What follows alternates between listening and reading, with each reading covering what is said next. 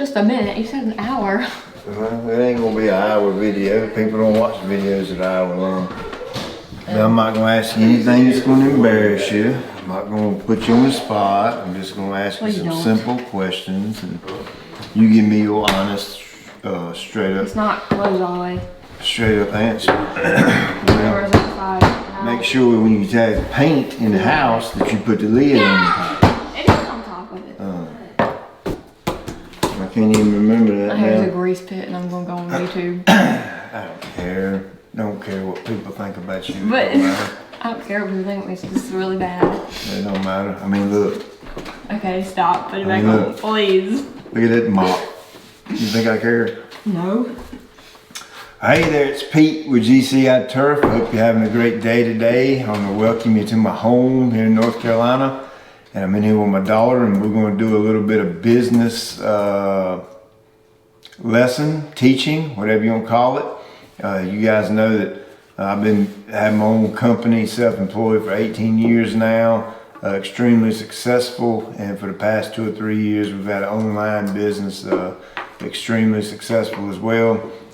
And I challenged my kids over the summer, hey, why don't you start your own business and see what happens, and try to create some of that entrepreneurship type motivation and drive in them, so that they may not be dependent on outside jobs, and they can be dependent on themselves and make their own money. So of course this is going to be a dumbed down business lesson, not at all taking any credit away from her, but I like to break things down super duper simple, and this is actually how I've ran my company basically since day one. Of course, there are some details outside of what I'm going to go over right here, but the simple basic principle has always been the same as what I'm going to teach Leah tonight. So it's be great for you to show your kids. If you have a child that has that entrepreneurial, am I saying that right? Entrepreneurship. If you have a child that you think might be an entrepreneur, try not to say it. If they want to be an entrepreneur, let them watch this, because this is going to be super duper simple and cut and dried to the point. And I'm going to show Leah how to have a profitable business and make money, and so that she can be successful at doing this kind of stuff. And so I guess number one, what's self-employment? Where you run your business yourself. Where you work for yourself. It's the perfect answer. If I were not self-employed and had a job, chances are I'd be working for someone else or a company or something like that. So I've chosen self-employment because I didn't want a boss, just to be completely honest with you. I didn't want someone telling me what to do and how to work and be at work at this time and do this and you can't do this and you can't do that. I didn't want that in my life. So that's why I chose self-employment when I did. So if you're going to start your own business, and first things first, you got to have something to sell, right? You're either going to sell a product or you're going to sell a service, okay? So in your case, you have come up with a product to sell. This would be considered a product where somebody buys it, takes it for them and goes sets it on a shelf or whatever they want to do. And disclaimer, in no way, shape or form is this an advertisement right here, okay? She's not even ready to go there. We're bare bones basic getting started, and we're just learning the concept of a business. So, please don't slam me with comments wanting to get some of this stuff. When she's at the point where she can handle something like that, I'll be the first to let you know. But you're either gonna have a product or a service, okay? GCI Turf here local offers a service. We don't offer a product, meaning we go to a customer's yard and we do work in their yard, and in return they give us money. So that's a service. You have a product. The online business is kind of both. We have a service in a way where we help people with their yard, but we also sell a product, okay? So First thing you need. Second thing you need to do is you need to name your business. That's what you need to do. Don't be laughing. You all come up with a good name. Between my wife and my daughter, they come up with Woodwords, right? Was that right? Wood, and it's got words on it, okay? Now, my personal opinion on how to name a business is, and of course this goes totally completely against the grain, because here's an Apple computer mouse, and you know how big Apple is, and that don't look nothing like Apple, right? Okay, so this goes totally completely against what I'm getting ready to say. But I like for my business name to represent what I'm getting or what I'm buying and that kind of thing. So in this case, we're getting wood with words on it, or wood designs or something. They just went with wood words. So you gotta have a product or service, then you wanna pick a name for that product or service. So the next thing is we need to figure out product cost, how much we're gonna make off of our product or our service or something like that, and how we're gonna collect money, because your people have to pay you for your product or your service. So you have to have all that in place and figure that before you just dive right in. You know what I mean? We'll come back later and figure it out. Well, we're gonna figure out what it costs to go from this to this. And we're gonna find out how much money we're making per in unit, okay? So we'll come back to that in a little bit. Something else you need is your communication. You have to be able to communicate with your customer. Okay, we at GCI Turf, for our local customers, we have a telephone, we have an email, we have employees that have their own work cell phone that communicates with their different routes of clients. And online, we have an email. Basically, is all we have. So you have to have a way to communicate with a customer. Somebody might have a question. Somebody might want to know something about that, or what about this, or whatever. Or when can I get it? When is it shipping? When am I going to have it? So you need to be able to communicate with them well, because that's called customer service. You want your customer service to be impeccable, top of the line.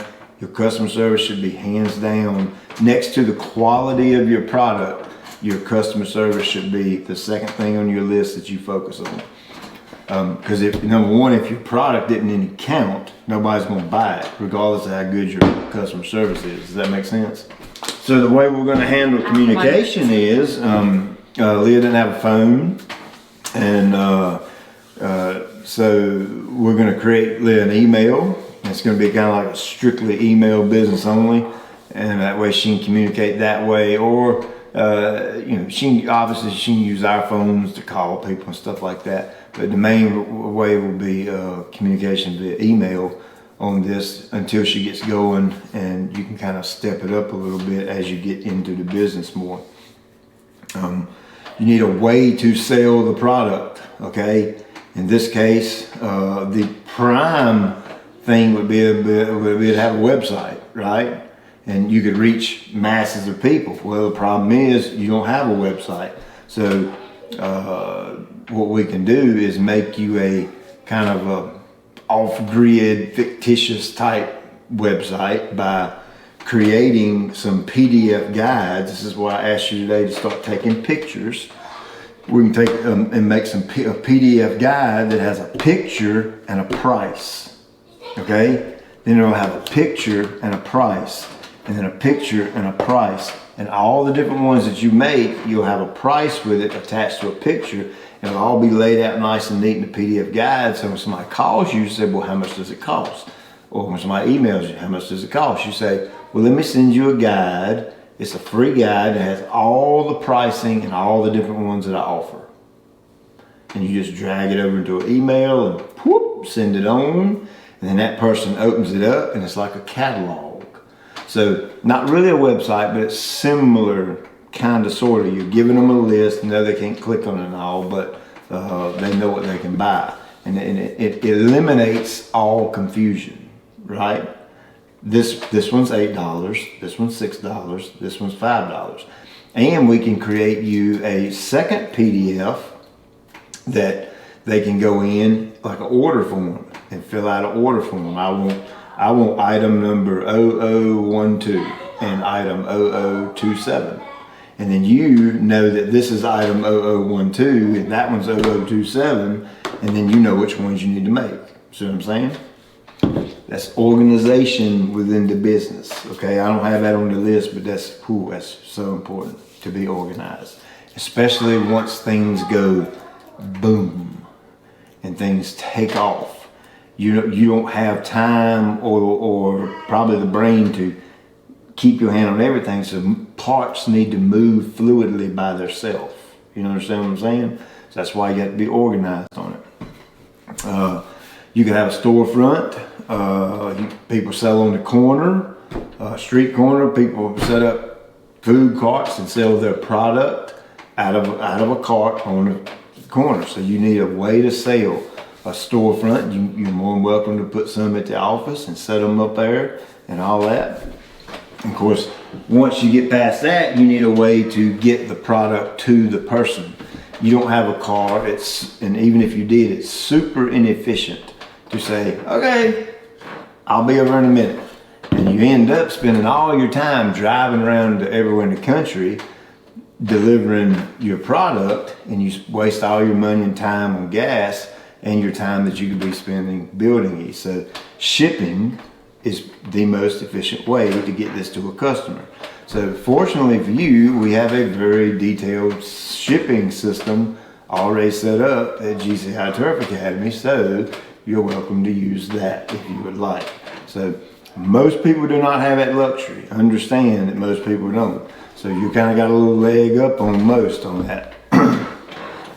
So once you get all this in order, once you get your name, how much your product costs, what you're going to make off of it, communication, shipping, planned out, everything worked out, you need to advertise your product.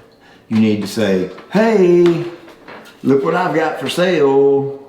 You know what I mean? That's advertising. So there's tons of ways you can do that. One, how I started my business and how I advertised was I used my big fat mouth. And I told people, hey, I mow grass, I'll cut your grass. You know what I'm saying? It'd be as simple as you go over to Rebecca's house or whoever, name a friend. Do you have any friends named Rebecca? No. Okay, or whoever, name or whatever, a girlfriend you got, and you tell their mom, say, hey, look at this picture right quick. Look at this picture on my phone or the iPad. So look at it, I made this right here and we're selling them. And I think that would look really cool over there on that desk. You just advertised to her about your product, and you're trying to convince her to buy your product. So that's advertising. YouTube is another one. When you get a little older and we allow a YouTube channel, you can make a YouTube channel and show them. You could have a Facebook and show them. You could have a Instagram and show them. And it would all revolve right around your product.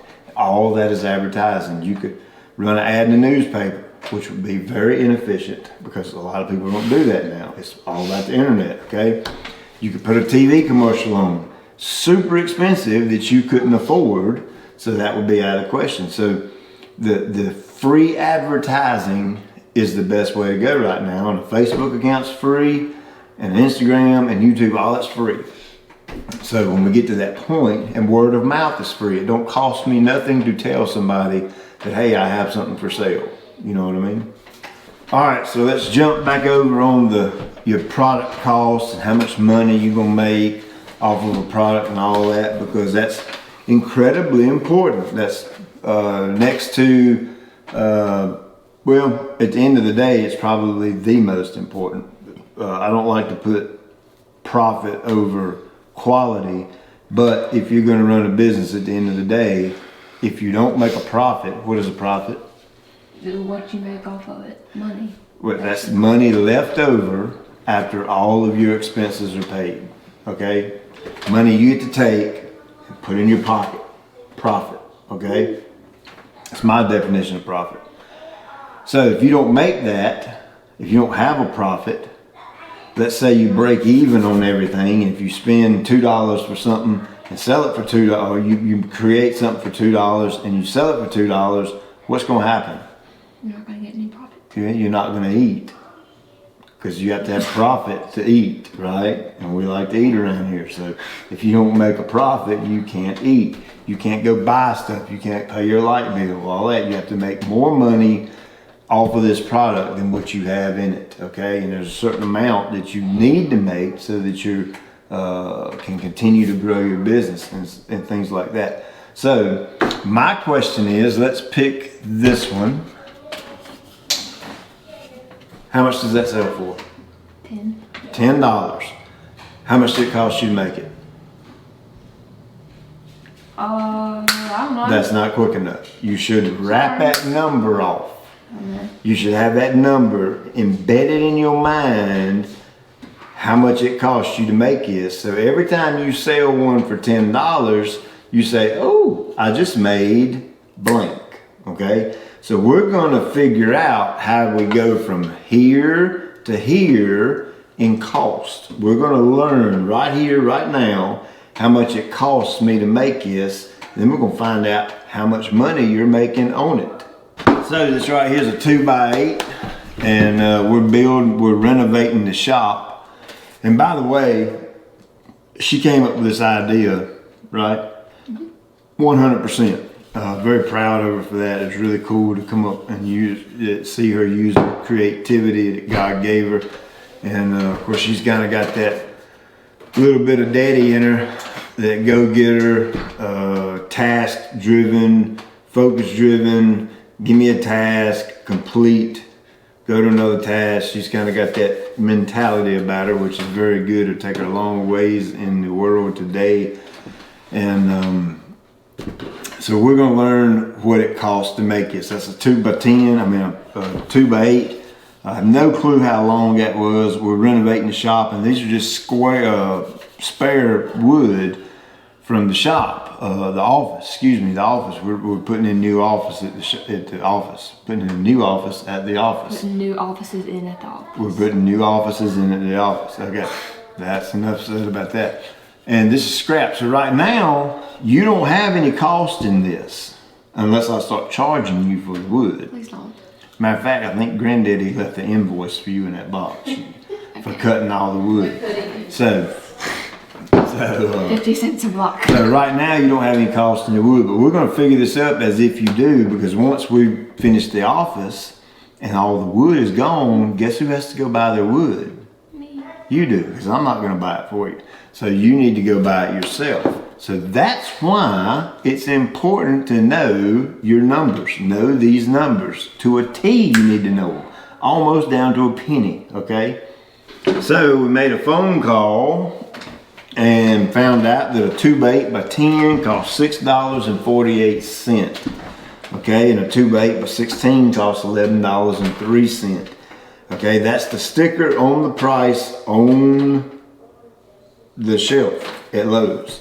Is that what you actually pay for it when you leave? No.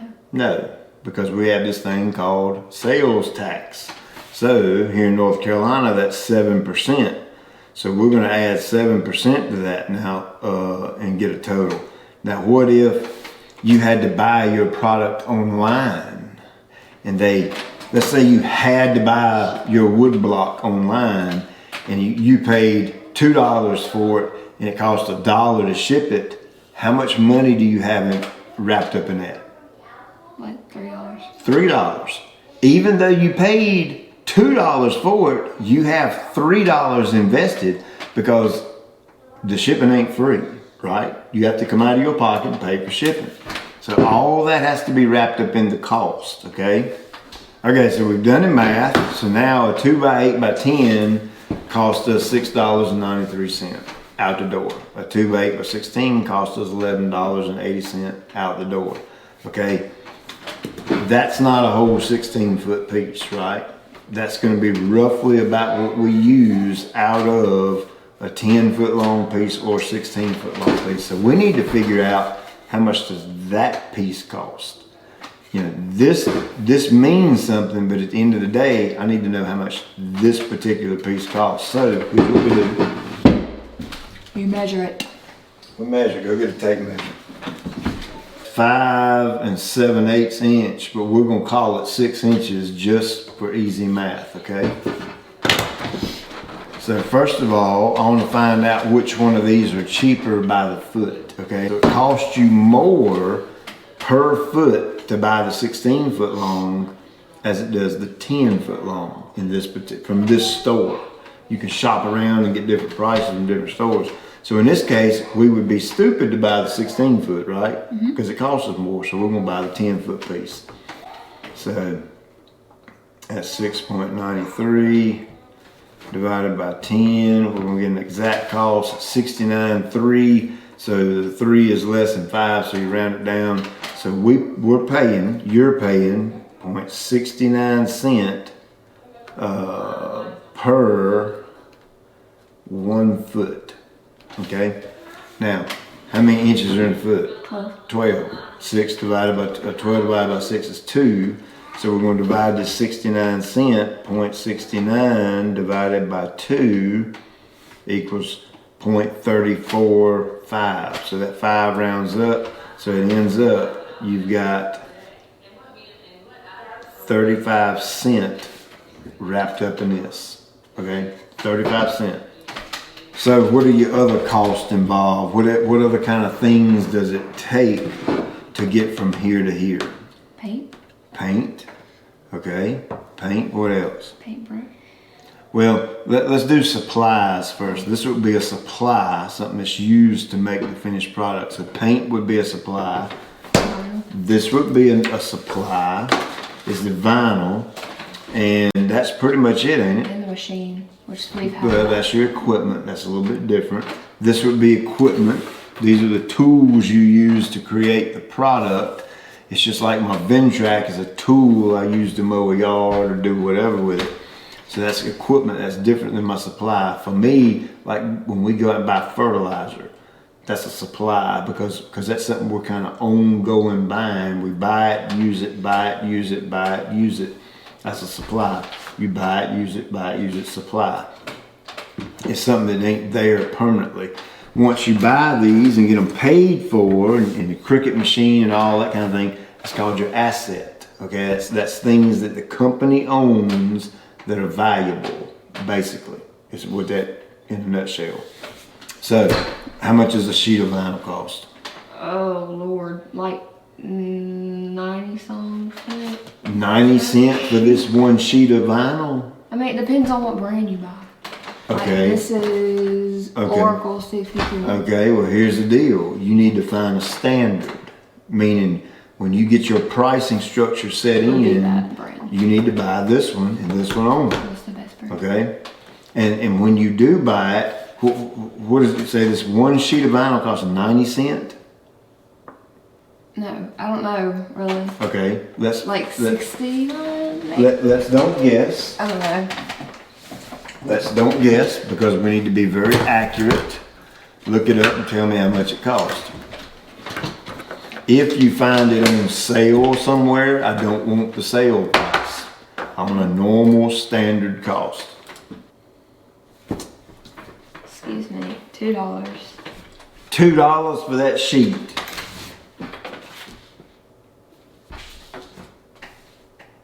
Okay, what? Okay. Or either get it from here. Hold on, let me see. Okay, that's an online sale through Saturday. Yeah. Okay. Or I get it through here. So here's another little tip. When you find something, your product that you're using, your supplies you're using, and it's on sale, you stock up on it. You know what I'm saying? Because at the end, that makes your bottom line. Your bottom line is more or less your profit, how much you have left in your pocket. It makes your profit higher, and you haven't done anything different. See what I'm saying? Or you could get a roll of this. Or you can get a roll of it. See?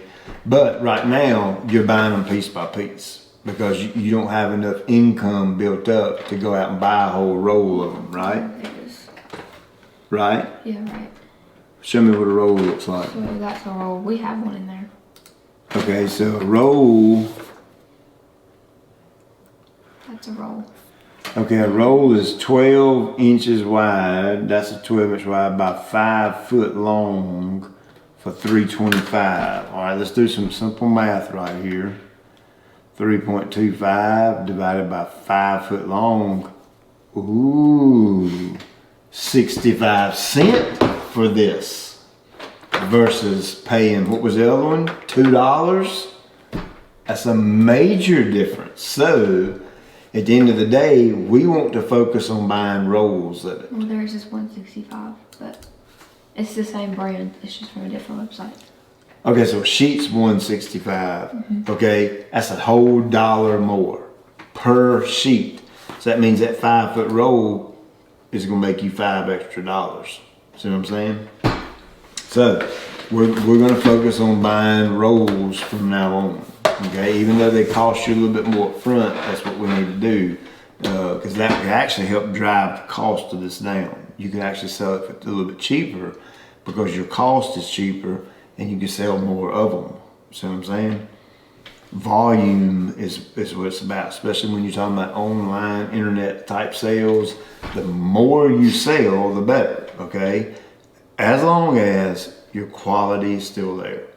If your quality starts to go downhill, you have to stop and say, okay, I'm not producing a top-notch quality product, so I have to stop and reevaluate and get back on track. And if it means I sell less of it, that's still good, because I mean that's what you need to do, because your name's attached to this, your reputation is attached to this, and when people look at this block of wood, they're going to think Leah, and they're going to study it and look at the quality and the handiwork and the craftsmanship behind it, and they're going to say one or two things. They're going to say, it's all right, or then they say it sucks, it's terrible. I'm not ever going to buy anything again, and if anybody ever asks me, I'm going to tell them this is terrible. Okay, that's how that word of mouth will ruin your reputation on your product, okay? Or they may look at it and say, I'm going to tell the world and everybody I know, buy one of these, okay? But if you have a good quality product, that's what you end up getting, okay? So we know if we're going to start buying this by a roll, we know that square right there cost us 65 cents, right? Okay, I'm going to put wood right here. And I'm going to put 65 cents for the vinyl. How do you spell vinyl? VYNIL. V-I-N-I-L. I do math, I don't do spelling I know. for a living. So, all right, so now we need to find out how much of this vinyl goes on here, because see, we're not going to use the whole piece of it, right? We're not going to see how we're breaking this down, and we're going to find out the exact cost of that. Okay, so I've got a, you could almost do this, let's see here. That's going to be the same difference right there. So let's do it, look at it this way. So out of one piece of vinyl, the maximum of these you can make is 2, right? Okay, so let's divide the cost of this vinyl in half. Which 65, that's going to be $32.50, so we can call it 33 cents, okay? So I'm going to mark this out and put 33 cents. So we got 33 cents worth of vinyl, because see, I know you're cutting out letters, but the rest is scrap, right? That's just waste. So we got 35 cents, 33 cents, and then we're going to figure out the cost of this paint. Do you have any idea how much it costs that paint cost? No, but I have the receipt. Okay. Go get it.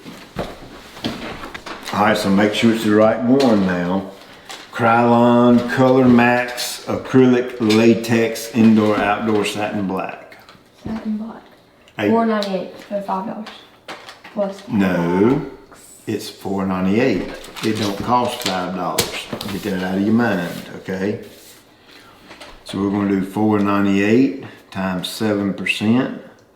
Equals 34.86, so we can call that 35 cents. 0.35 plus, would you say? 4.98. 4.98. So we have a total of 5.33 on the paint. All right, now this is gonna be a guesstimate, because you ain't no way in the world you can dial this in. How many of these blocks can you paint using that? I know it goes a long ways, right? So we need to try and make a logical guess. Unless you took this can of paint and you started making these, and you was making nothing but this size and this logo and this everything, and then you measured out or you counted, let's say I was able to make 50 of these blocks using this entire can of paint, then I would take the 533 divided by 50, and I would know how much the paint cost on this piece of wood right here. But since we don't have that kind of time and we don't know that yet, but you can do that because you're already going to be making them, and you can just keep a notepad and keep track of how many times you make a certain one, like a little spreadsheet or whatever. See what I'm saying? So let's say, let's be very generous on this, and let's say we can make 25 of these out of this. I know you can make way more, right? I'm sure you can, but just for math's sake, let's just call it 25 divided by 25, 21.3. So the paint costs 21 cents. Okay, so let's mark that out, and we're going to do 0.21 for the paint. Okay, so now I've got the cost of the wood, I've got the cost of the vinyl, I've got the cost of the paint. What else goes into making this? Oh, stain. That's stain. This stain. Okay, and this particular one was stain. And that is $16.98. But it's a big can. $16.98 for a big can. What's a big can? What was it, Mama? A gallon? No. Half gallon? It was 16 Quart? ounce. Quart, maybe. Quarts are before them right there. Yeah. $16.98 times 7% equals $1.19, 1.19 plus, would you say $16.98? 1.19 plus 16.98. Oh. Yeah, that stain probably lasts like a long time. Yeah. I don't stain every one of them either. Right, So okay. some of them So are but we're doing it on this one, and it has stain on it, so let's include it. Okay, so you think she can do 100 of these blocks? way more. Easily. All right, you think she can do 200 of them? Okay, let's don't push it. Let's make sure we don't overachieve on our. We'll do an even 150. So 18.17 divided by 150 is 12 cents. You have 12 cents in the stain on this product. Okay. So now we know the wood cost, the vinyl cost, the paint cost, and the stain cost. Okay. What else goes into this? The sander. But that's a cleaner. Which equals. What? What are you doing when you're sanding it and when you're actually creating this? What are you spending on it? Your time. Oh. And that, my dear, is the most valuable part of your cost. Okay? Because your time is valuable, right? You only have X amount of hours during the day to actually work. So in order to maximize your time, you want to maximize the amount of money you get for your time, especially true if you are very good at what you do, right? Does that make sense? There is a reason that a brain surgeon makes more money than, say, a construction worker. Or there's a reason that an attorney makes more money than, say, a landscaper. Yeah, there's a reason they do that, okay? One is education, that they know more in their brain, so they're worth more money-wise. But their time is spent doing things that are incredibly difficult, and that makes their time valuable, right? You see what I'm saying? My time mowing yards is not as valuable as the time a doctor spends fixing jacks, right? Obviously, for obvious reasons. So you need to figure out, what is your time worth making this? How much does Leah think she should be paid for doing quality work like this? And what we need to do is figure that out on an hourly basis, okay? So how long does it take you to make this? If you sat down and you're gonna learn how to use a saw, okay, I've got a saw at the shop. What? Yeah, I know, that's true, you already do. So you're gonna take and I'll go get the wood with you, and you're gonna cut the wood. You can measure it out, and I'll show you some efficient ways to do that so you can do it quickly, so you limit the amount of time you spend on it. Efficiency is super important, as long as efficiency does not trump the product, the quality of the product. If you're getting to going too fast to where your quality suffers, again, you slow down and say, okay, my name's on this, my reputation's on this. Do I want to sell that to somebody and take a chance on them saying, hey, that's terrible? See what I'm saying? It ain't worth it. It ain't worth that. Because once your reputation gets kind of tattered or beat up a little bit, that tends to stick for a long time. You know what I mean? People remember the bad about you way longer than they remember the good. It's just human nature. So we'll cut the wood and paint it and cut the design out and stain it and all. Roughly, give me a guesstimate. If you had all this stuff right in front of you and you could start to finish, how long would it take you to make it?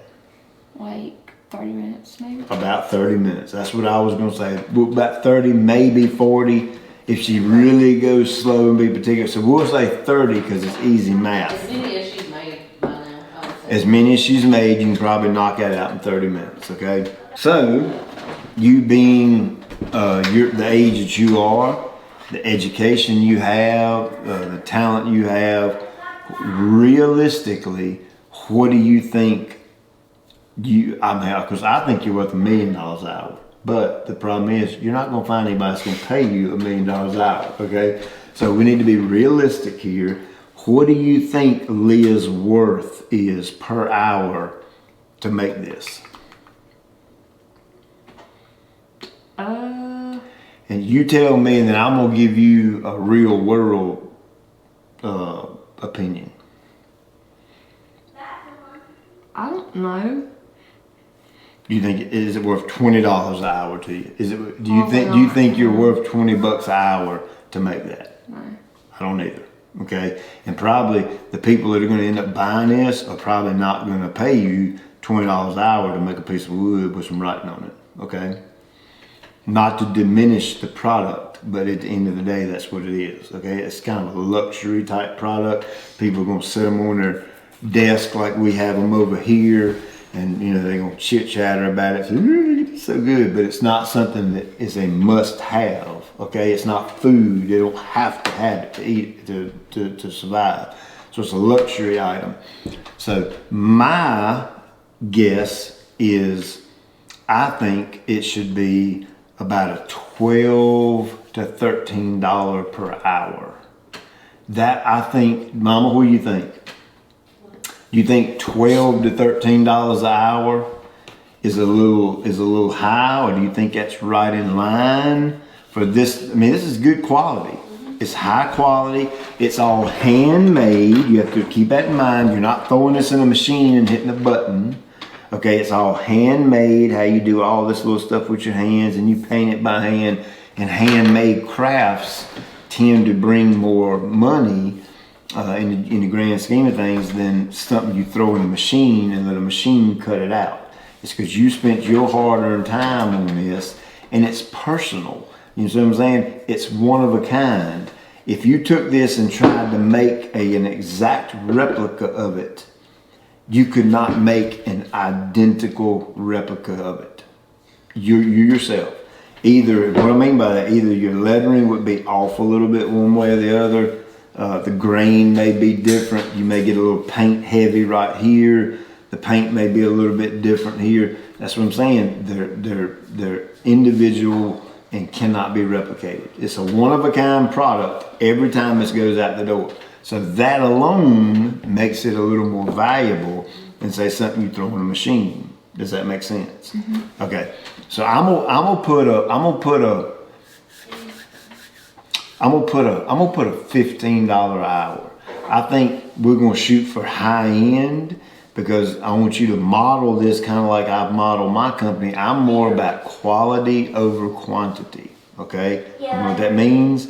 It means I would rather have the yards in our business that want to pay us top dollar, want to pay as much as the market will allow. That means the market meaning all the other lawn care companies in the area. We're probably one of the more expensive ones, but our quality is so high that people look at that and say, I don't mind paying that because I'm getting what I'm paying for. Does that make sense? So let's start off at the high end. Jax, shh, we're doing a video. Let's start with the high end. Let's say I want you to be worth $15 an hour on this. So you said you spent 30 minutes on that. Okay, so how much money is that worth in your time? $7.50. $7.50. That's called labor. Okay, that's the labor that you have put into that. $7.50 labor. All right, so we got the cost of the wood, cost of the vinyl, cost of the paint, cost of the stain. Now, when you do one like those that don't have stain, that's why you have to have a product cost for every single one of them. See, running a business is a lot of work. You know the hundreds of products and services that we offer, and I have to have cost and profit and margin, and I have to have all that documented so that at the end of the day, I know if my company's making money or not. So you need to know all the cost and the margins of all the different ones because they're all made differently, right? So let's do some math right here. I wanted to keep this video short, but it is not going to be. Huh? I'm going as fast as I can, but it's a lot to teach, and I ain't even teaching everything that needs to be taught. This is all bare bones basic right here. This ain't getting into no heavy duty stuff. Now, back to the labor. Let's say you grow a little bit and you can't keep up with all the demand. Demand is a bunch of people wants it, and you can't make enough to stay caught up, in other words, and you have to hire somebody and you have to pay them by the hour. Then your pricing structure may change a little bit because you have to figure in what you pay that person per hour into this product so that when you sell one, you have the money to pay that person. Does that make sense? So since you're solo, we're gonna keep it like this for right now. So I come up with $8.49, and we're going to re-add this again just to double check. I always double check and triple check my math. Because if I make a mistake on the scale that we are now, we sell to thousands of people all across the country. If I make a mistake like $1 off, or if I'm 50 cents off on a product times 10,000 sales a year, see how much money that is? It's a lot of money that you're just not getting, or it's being wasted, or it's not accounted for. It's not good. So look at that. I come up with $8.51 that time. So I hit the calculator wrong the first time. So that's why I double check and triple check. 35 plus 33 plus 21 plus 12 plus 7.5, $8.51 again. So I got it 2 times in a row, so I'm good with that. So it cost you $8.51 to make this, okay? Granted, your labor somewhat in this particular case is also some profit, okay? Because you're laboring over something, you're spending your time on it, and in return you're getting some money for it, and you don't have to take that money necessarily and go and put it back into the cost of the product. It's just yours. But you earned it because you worked and the labor made that money. Does that make sense? So now when you take employees, and let's say you're paying an employee X amount of dollars, then you can't count that kind of as profit because you have to take that and pay that employee. See what I'm saying? So we'll stick with that. $8.51 is what it costs you to make that, and you sell that for how much? 10. $10 minus 8.51, so that's $1.49 profit. Yeah. That means it ain't that much, is it? It's eye-opening, ain't it? Like snap, I'm not making nothing. See what I'm saying? So, you have a decision to make. You either have to, one, find your material, your products that you use to make this, all this wood and paint and all that. You have to find them considerably cheaper if you want to continue to sell that at $10, so that you make a higher margin, so that you make a more profit. Okay. So that had the cost, like the actual cost of the wood. So what you've been making more, so to speak, on the scraps, because, is that right? You put the cost of the wood in that? Yes, that's the cost of wood. Right now, as of now, this wood don't cost her nothing. Right. But the well's gonna run dry before long. Yeah. But I'm just saying that nothing has cost her anything right now except what we bought at Lowe's the other day, because we have paint here. Exactly. Here, you know. Exactly.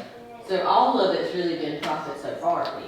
Exactly. It's all clear profit for you right now. But we're learning down the road when your well runs dry and you come to the office and we're like, dang, everything's clean and nice and neat and organized. Daddy, where's the wood? I'm gonna say, you done took it all. So then you have to go buy some. So that's what we're figuring this on, okay? So yes, technically it's all clear profit right now, minus the cost of the paint and the stain and stuff like that. But we're trying to learn real deal business stuff here. So you have one or two choices. One, you either find your materials cheaper, which when you get bigger and you buy in bulk. So like we used to pay X amount of dollars for a bag of fertilizer when we go buy one bag of fertilizer. Well, when you buy a pallet of fertilizer, that cost per bag goes down. When you buy a tractor trailer load of fertilizer, is what we do now, our cost per bag goes even more down. See what I'm saying? The buying in volume means buying a bunch at one time. When you buy in volume, your cost per is cheaper. I bet you if you went into Lowe's at one point in the future and said, hey, I want to buy a whole pallet of these 2x8x10s, your cost per 6-inch piece would be much cheaper than it is if you go buy one stick at a time. See what I'm saying? The best thing is going to Lowe's and ask for the scraps.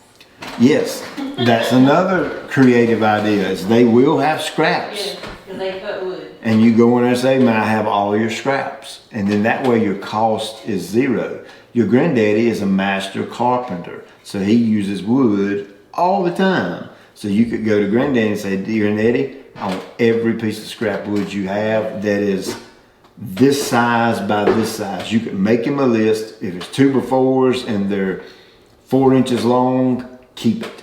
If it's a 2x8x10 and you have a piece that's 6 inches or longer, keep it. Right? And then you have zero cost in your wood. Somebody else is buying it for you, right? That's a great idea right there. Especially with you having limited money coming in, zero, which is other than what you make off these. That's a great idea. But we're still going to stick to the plan and learn the cost real world situation. Okay? Real world, you may not be able to go out. I can't go out and say, hey, do you have any scrap fertilizer left over? It don't work that way for me. So you either get your material cheaper, or what's the other option to make more money? Oh, I sell that for more. Raise the price. Raise the price. And until you can start, and when you start having to buy your material, we'll go back through all this and we'll raise the price. And I personally think, now see, here's another thing, the market value, okay? Meaning, if there was 20 people making these, and you went out and you bought 20 of them, one from each person, and then you compared the cost, as long as the quality was about the same, and you compared the cost to each one of them. Well, this guy sells it for 10, This guy sells it for 12. This guy sells it for 11. This guy sells it for $18. This guy sells it for $9. And you take the total and divide it by the number that you have, and let's just say it came up to $11. Then the market value in general would be about $11. So you want to make sure that when you're selling your product, you're close to the market value. And again, that goes back to the quality. If your quality, if the market value quality is here, but your quality is here, you can charge a little bit more because people know they're getting a higher quality product and they don't mind spending the money.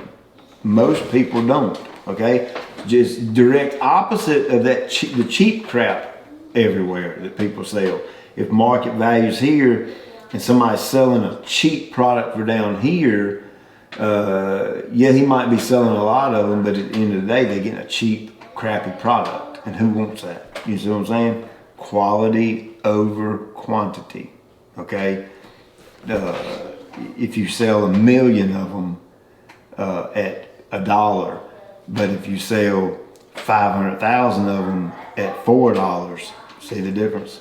And the quality of the 500,000 pieces are much better than the 1 million pieces. You see where I'm going? So, I think when you have to start buying your stuff, Mama, I realistically think by then she'll probably have her skills dialed in, really fine-tuned, and things will be, I mean, not saying that this ain't great, it's incredible. Supposed to be like I know, but what I'm saying is the more you make of these, the more your creative juices will get to flowing. Look at Daddy's yards, our properties 10 years ago compared to now. Look at our properties 10 years ago and go look at them today. You'll see, even though 10 years ago they were gorgeous, there's a significant difference. They looked incredibly good 10 years ago. But you're continuously learning and you're continuously getting better. Exactly. 10 years ago they looked great. Right now they dog the way they looked 10 years ago. Even though they looked great 10 years ago, I've learned, adapted, changed my ways of doing things using different products and stuff. A prime example would be maybe you could find a cheaper paint that makes it look as good and last as long as this. And that will be a better way of doing it. Or maybe you could find, I don't know, it's kind of hard to come up with some examples on this. Stencils, maybe you could have stencils that you lay over it and paint. I have stencils. I know, but I'm saying you could have them for each design that you have instead of having to buy this stuff every time and spend time cutting it out. You just plop the stencil on it and paint it and pull it off and you're done. See what I'm saying? Over time, you may find better ways of doing it, more efficient ways of doing it, just like we have. And you will. We're limited right now. Oh, Lord, yeah. Oh, I got some crazy good ideas about how to make these things and with speed and that kind of things. That's kind of my niche in what I do, is being able to look at a project and I can say step 1, step 2, step 3, step 4, and it's the fastest way to do it, but not skip out on quality. That's kind of a gift that God's given me, is efficiency, how to be able to do things in the right order and get it done and go. So we can come up with some good ways to be efficient on this. But I think you get the point of what I'm saying is, I think realistically that could sell on internet world for $12 to $13. I think people. And we did our homework. What we do is went on Etsy and look at people who have stores, online stores on Etsy that make this type of thing, that have been doing it for a while, and we priced hers at least $2 under theirs. Plus, you around here don't have shipping. People can skip out on that shipping cost too. Yeah. So. I think somebody would pay $12 to $13 for that in a drop of a hat. I mean, especially a nice Mother's Day gift. Yeah.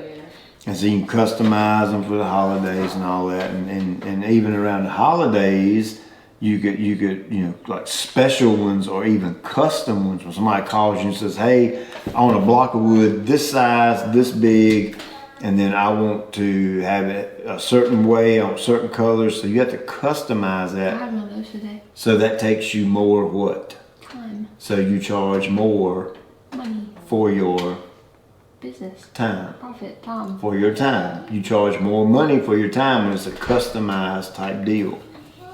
So I think a standard 12, 13 bucks, I think you're good at $10 now, because over the top you're making $1.50 on each one, plus your profit, your labor that we talked about, that really ain't quite laboring, cost of goods or whatever, cost of your material right now, because it's just you know what I'm saying?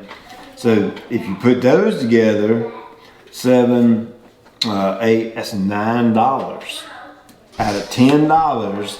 Technically you're making about $9 off of them. Okay, that's not bad. That's a very good ROI, return on investment, meaning, and I don't know, that might not be the technical word, but that's what I'm gonna call it.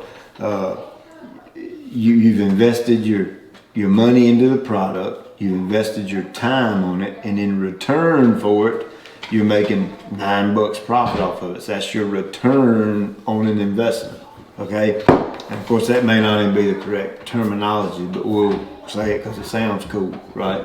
You know, now that Mama said it, an Etsy shop is another good way. Do you have to pay to get an Etsy shop? I'm not sure. Isn't it like certain amount a month or something? Or you can do like a yearly fee? I don't I don't know. know if they get a percentage of the sale. Yeah, Or, I don't know. Okay, let me ask you this. What if they charge you $100 a month for that store? How does that equate to what we're talking about? What do you mean equate?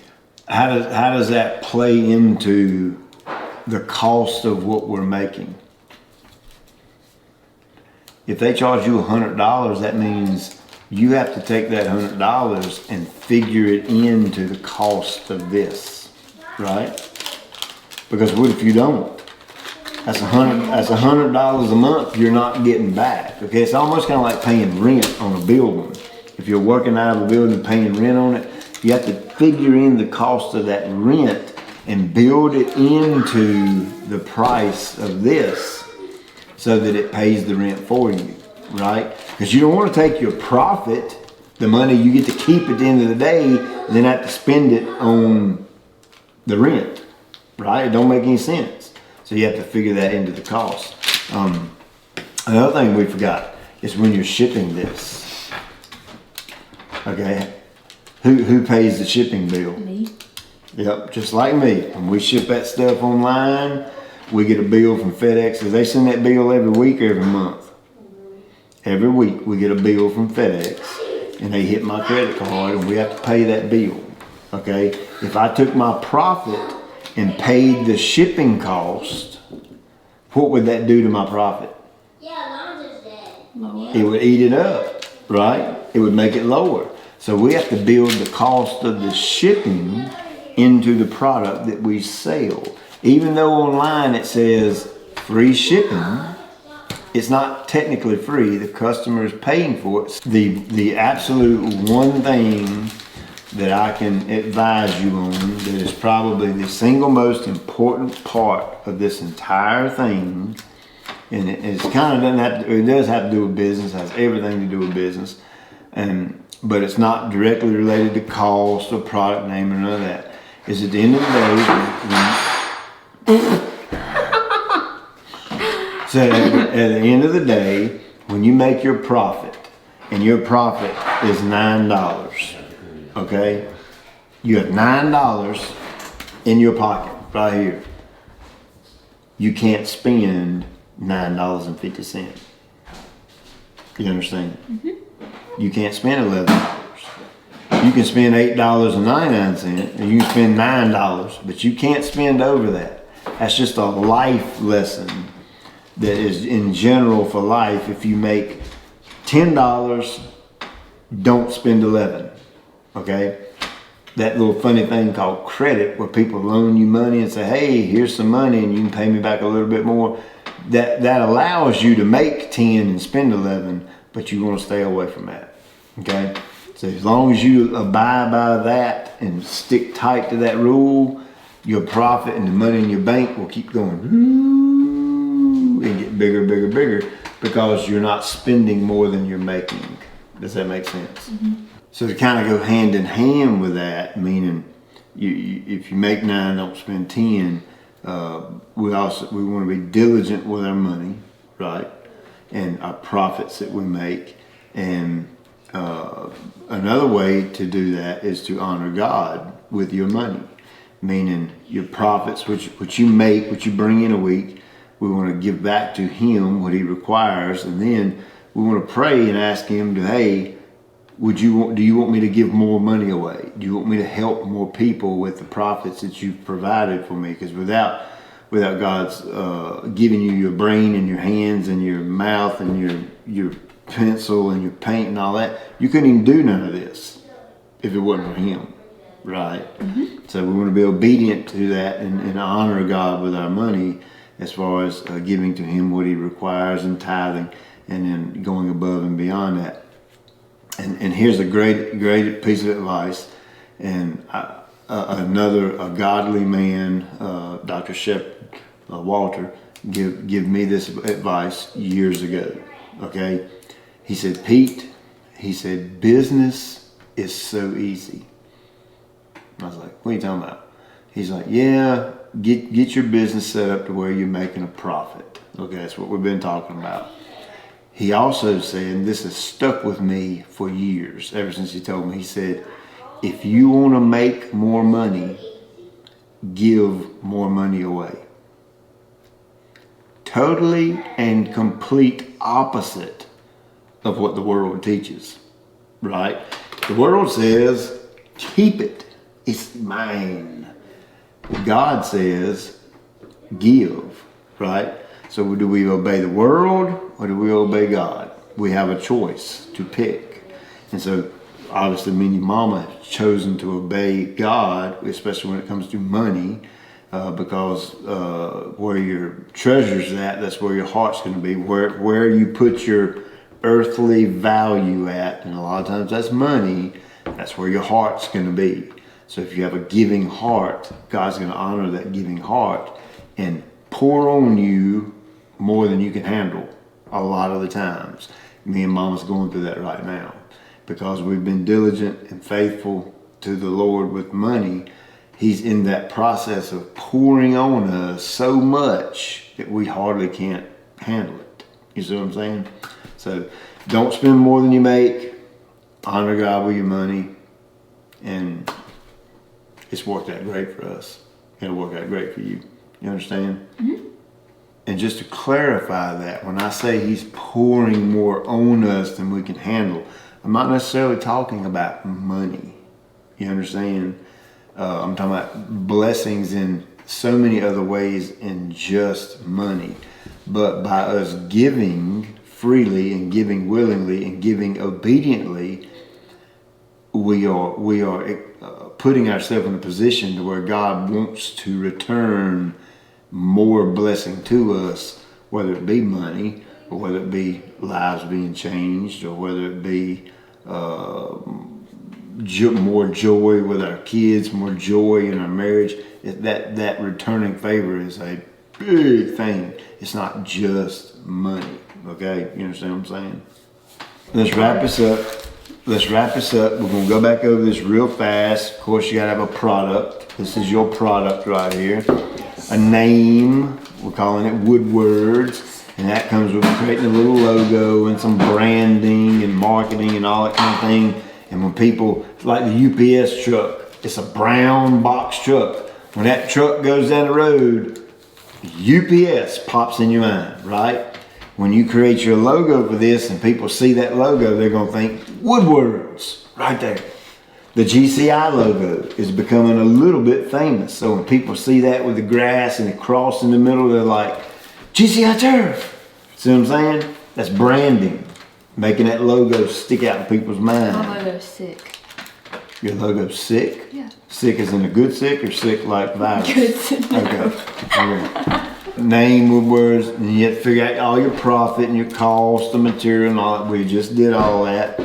You have to be able to communicate with the customer to sell your product, one, and two, to be able to get it to them and tell them about it and information about it and all that. You have to have a way to sell. Etsy is a good way to sell, a website, or to start, you'll take your email and me and Mama will help you on social media and push it out there a little bit. And when somebody says, I want one, and say, you'll give them your email, a little business card with your email on it, and you'll say, shoot me an email, I'll send you a price list. Simple. They'll send you an email, or you collect their email and you just send them the price list. And you drag your little PDF over and they open it up and there's all the prices. And it's got an order form, and they can fill out an order. You get the order form back, print it out right there. You know exactly what they want so that you match the product to exactly what they're paying for. Then we're gonna ship it to them, and it's just an ongoing process. And that's kind of the way, in a nutshell. Again, those of you business nerds out there, if you don't know who I am, I'm super low key on all this business stuff. My philosophy on business is so incredibly simple and down to earth and uncomplicated that it would melt your mind. So that's what we've been trying to teach Leah right here, is a simplistic form of a business and a product and how to run that business. And when you're doing all this and all this is working together and syncing up and flowing smooth and things are going out the door and money's coming in, out the door, money coming in, that's running the business. See what I'm saying? And then you continue to replicate that day after day after day after day. When you find a system that works, you replicate it over and over and over and over and over, and your profit goes like this, and you get to enjoy some things in life. You know what I'm saying? And you're not broke all the time. You know what I'm saying? Never broke. Actually, Well, of course you're not broke, because every time you want $5, I give it to you. I know you're not broke. You know what I'm saying. You know what I'm saying. So hey, I hope this has been educational to some extent, or fun. Hey, I'm trying to close the video right now. I hope it's been educational and fun, and maybe some of you new business owners can take this simple, basic business idea, not making wood, but whatever you're doing, the concept still applies in any business you're doing, and apply it to your business, and maybe you can make it work. But this is kind of the model we're going to follow for right now with what she's got going on.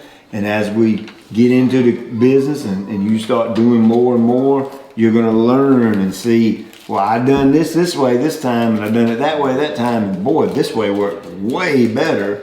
And then you make that a standard in the business, and you start doing it that one way until you find a different way to do it, and you don't get away from it. See what I'm saying? And that's kind of the way our business is. It runs like clockwork. I found the ways to make things go on their own by themselves, and it works well, and you'll get there too. So anyway, appreciate you watching. I hope this was helpful. I'll check you later.